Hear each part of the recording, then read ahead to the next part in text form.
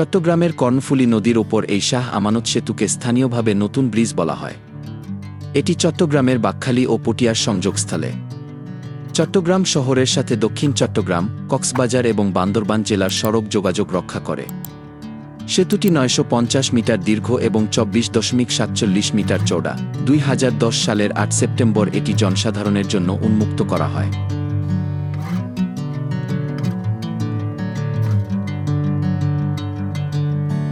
Bring me into golden sunlight. If I'm going with you, I know we'll get to the other side.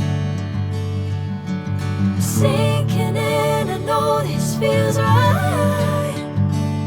Catching a breeze, love moving